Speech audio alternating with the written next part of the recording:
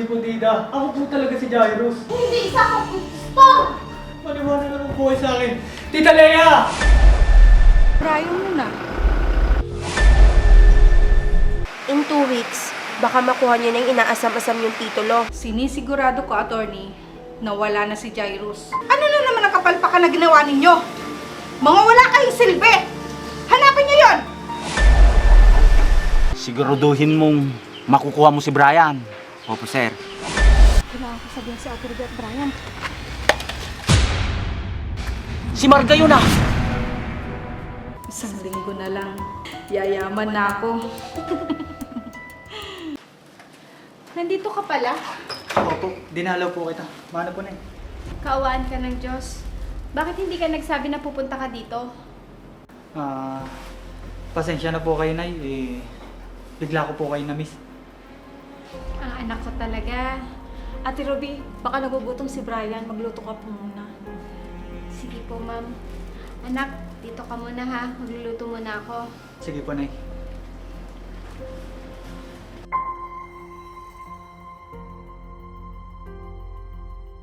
Brian, balik na tayo sa sinasabi mo kanina. Ano na nga ba ulit yun? Ma'am Lea, alam ko naman po mapagkakatiwalaan ko kayo. Siguro naman po, alam niyo yung mga ginagawa nila Tita Mitch at Tito Berto. Teka, ano ba sinasabi mo? Tita Lea, ako po si Jairus. Kung matagal niyo nang hinahanap. Hindi totoo yan! Siguro, isa ka ding impostor na nagpapanggap ni Jairus! Hindi po. Sinungaling ka! Hindi po, tita. Ako po talaga si Jairus. Hindi! Hindi ikaw yun! Maniwala po kayo. Ako po talaga. Hindi isa kang impostor! Maniwala naman po kayo sa akin. Tita Lea!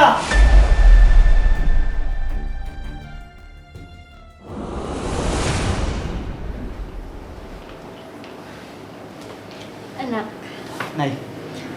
ayos ka lang ba? Opo, Nay. Okay lang po ako. Brian. Brian, anak. Kasi... Nay, nakapagluto na po ba kayo? Gutom na po kasi ako eh. Tara sa kusina, anak. Nakapagluto na ako. Salamat po, Nay. Gutom na po talaga kasi ako eh. Anak, sigurado ka ba? Naalis ka na agad? Opo, Nay. Baka ako kasi maabutan pa ako ni Madam Mitch dito. Oo nga pala. Sige, hayaan mo sa susunod. Ako naman iuuwi sa bahay natin. Sige po, Nay. Mag-iingat po kayo dito ah. Ikaw din, anak. Sige po, Nay. Alis na po ako. Sige, anak.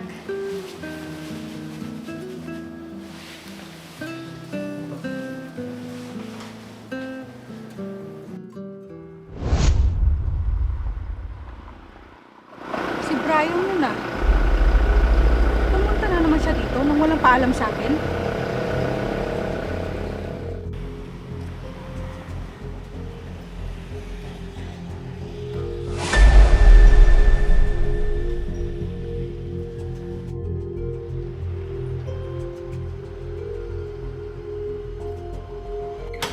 Ruby! Ruby! Madam, bakit po? Nakita ko yung anak mo na galing dito. Anong ginagawa niya dito? Opo, galing po siya dito. Pero saglit lang naman po siya. Dinalo lang po niya ako. Hindi ka ba nakikinig sa akin? Sinabi ko na huwag kang basta-basta tatanggap ng bisita dito. Madam, pasensya na po. Dumaan lang po siya. Hindi naman po siya nagtagal dito. Kahit na! Gusto mo bang palayasin na lang kita dito? Naku, wag naman po. Naku, baka mamaya palayasin ako ni Madam. Hindi ko na sila mababantayan. Lahat ng mga kilos nila.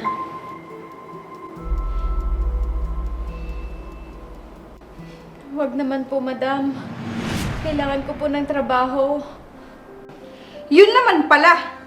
Eh bakit sinusuway mo pa rin ako? Hindi na po talaga maulit, madam. Siguraduhin mo lang ha. Baka malaman pa ng anak ni Ruby ang mga lihim sa bahay na to. Kung pananatilihin ko dito sa bahay si Ruby. Madam, pasensya na po talaga. Sige. Pero, kailangan mo munang magbakasyon. Ano po? Naku, paano na yan? Hindi ako pwedeng mawala dito.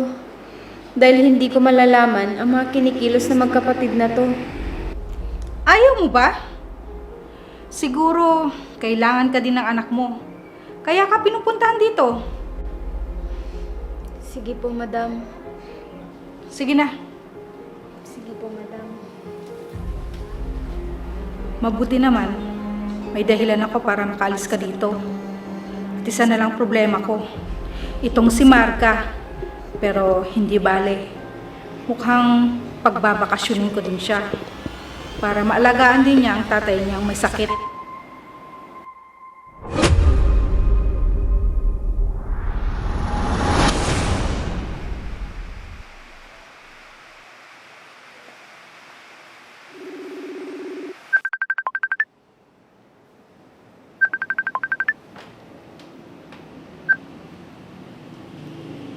Hello, attorney.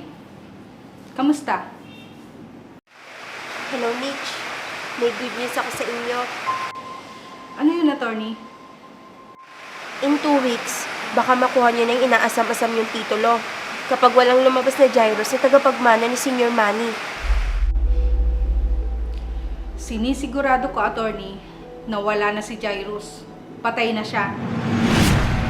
Kung ganon, tignan na lang natin. Sigurado na yan, attorney.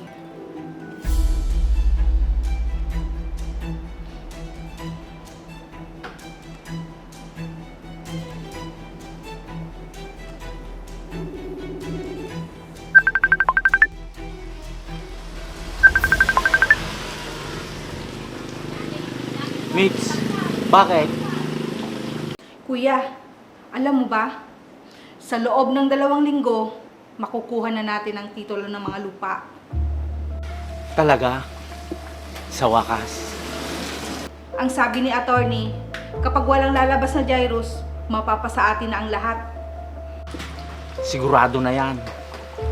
Kailangan mahanap na ang Jairus na yan para tuluyan na nating maangkin ang kayamanan. Oo, kuya. Hindi yun makakatiis na hindi mahanap yung tatay niya. Kaya lalabas din yun si Jairus.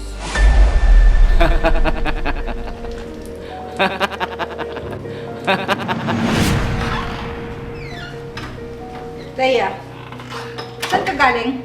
Nagkipagkita lang ako sa mga kaibigan ko. Bakit ate?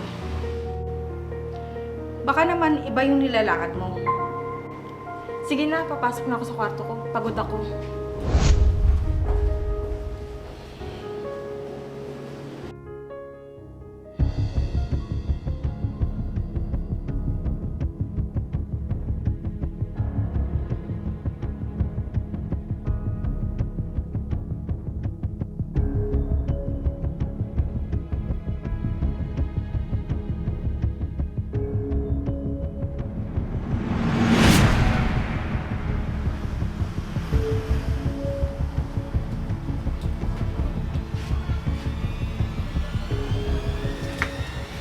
Hello po.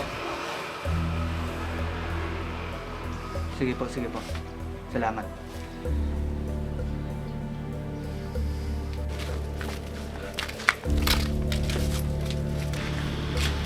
Brian, Rysel, Ron, ang ginagawa niyo dito?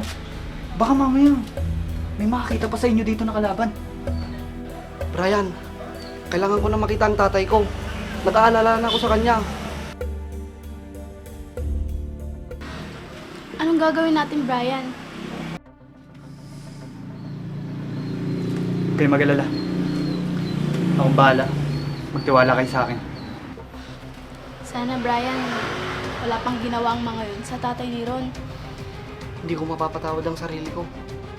Sa oras na may mangyari sa tatay ko, Wala kang kasalanan. Sadyang masama lang talaga yung mga taong yun. yun na nga. Kung hindi ako nagagad ng sobra-sobra, hindi kami magkakaproblema. Huwag mong sisihin ang sarili mo, Ron. Ipagdasal na lang natin na makita na sila ng mga pulis. Anak, Rysel, nandito pala kayo. Tita Ruby, nandito na po pala kayo. Ano? Oo, kahapon pa. Anak, sino yung kasama nyo? Si Ron po, Nay. Kaibigan po namin. Mano po, tita? Kawan ka ng Diyos. Tamang-tama. Marami niluto kong ulam. Gusto niyo bang kumain na dito? Sige po, tita. Tamang-tama. Namiss ko po ang luto nyo. Nakakahiya naman po. Uwi na lang po ako. Oo nga, Ron. Huwag ka na mahiya. Dito ka na kumain. Sige na, pumasok na tayo para kumain na. Sige po, salamat po.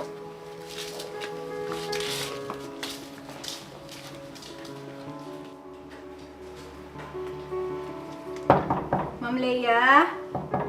Ma'am Leia? Ma'am Leia? Bakit, Marva? Ma'am, kakain na po ba kayo? Hindi na, busog na ako. Kumain ako sa labas kanina. Sige po.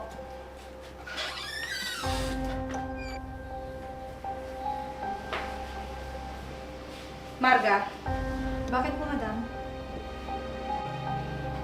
Hindi ba may sakit ang tatay mo? Opo, madam. Siguro, kailangan mo ng magbakasyon din. Madam? Bakit po? Ayaw mo ba? Huwag kang mag-alala. Bayad ang pagbabakasyon niyo ni Ruby. Talaga po, madam? Maraming salamat po. Sige na, mag-ayos ka na ng mga gamit mo. Opo, madam. Isang linggo na lang. Yayaman na ako. Paano yan, Brian? Nandito na si Tita Ruby. Alam ba niya yung nangyayari? Hindi ko pa sinasabi. Pero gumagawa na ako ng paraan para matapos na yung gulong to. Anong ginagawa mo? Basta, Rysel. Baka mapahamak ka sa gagawin mo. Ano mapahama ka sinasabi nyo? Nay. Wala po yun. Ito kasing si Rysel. Kung ano-ano pong sinasabi. Opo, tita. Wala po yun. Nagbibiruan lang po kami. Ah, ganun ba? Tita, uwi po muna ako. Salamat po sa masarap na luto nyo. Sige, Iha. Sa susunod, dito ka ulit kumain, ha? Opo, tita. Sige na, Brian. Alis na ako. Sige. Bukas, sabay na lang tayo pumasok. Sunduin mo na lang ako sa bahay, ah. Sige, mag-ingat ka. Sige po, tita. Sige, Rysel. Anak, kumusta ka naman dito? Kumusta yung pag-aaral mo? Ayos naman po, Nay. Mabuti naman kung ganon. Siya nga pala, Nay. Buti naman pinagbakasyon kayo ni Madam Mitch. Ewan ko ba doon? Basta, bigla na lang niya ako pinagbakasyon.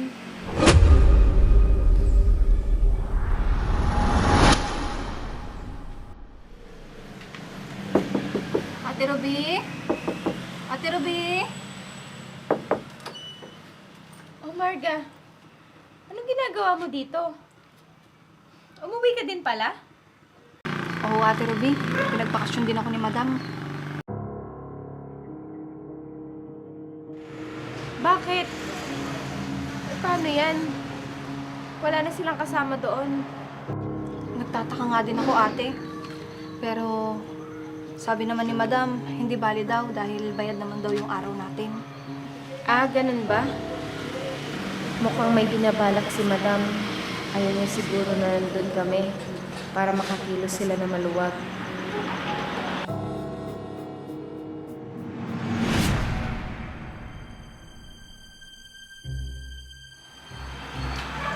Kumusta naman ang tatay mo?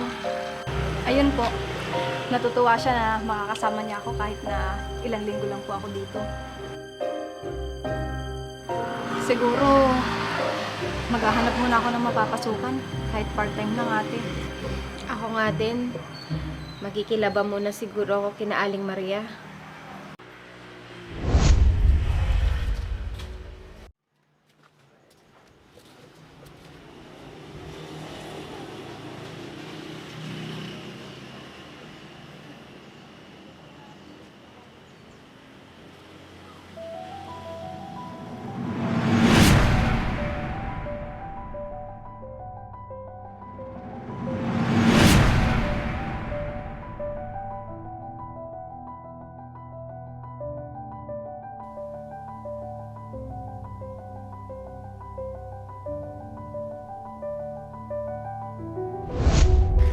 Sige ate Ruby, mauna na ako. Baka kasi nag-aantay na sa akin si tatay. Sige Marga, mag-ingat ka ha. Sige ate.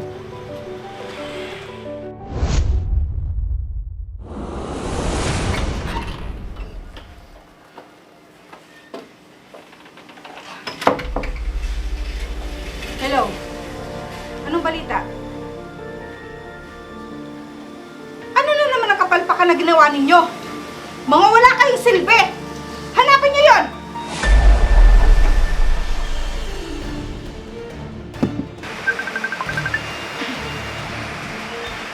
Hello? Kuya! Nakatakas daw ang bihag natin! Na naman? Ano nang gagawin natin? Yun na nga kuya! Paano na si Jairus? Boss, Mitch, sandali lang.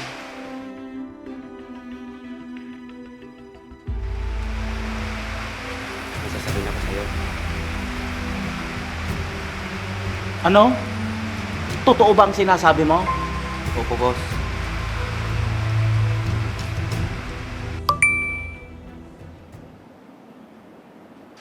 Ano?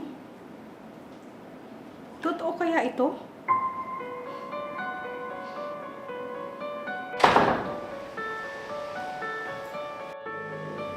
Leia, saan ka pupunta? May bibilhin lang ate. Bakit? Wala naman.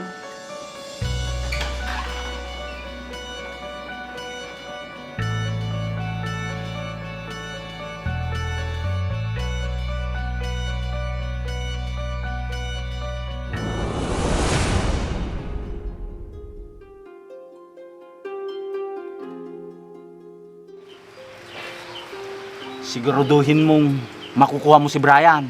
Opo, sir. Wala na siyang kawala sa kamay ko. Isasama ko yung dalawa kong kasama, sir. Oo. Para may kasama ka. At huwag yung siyang hayaang makawala. Anong binabalak nilang masama kay Brian? Opo, sir. Basta yung usapan natin na yung kabayaran hindi daw. Oo naman. Walang problema. Basta magawa nyo lang yung inuutos ko.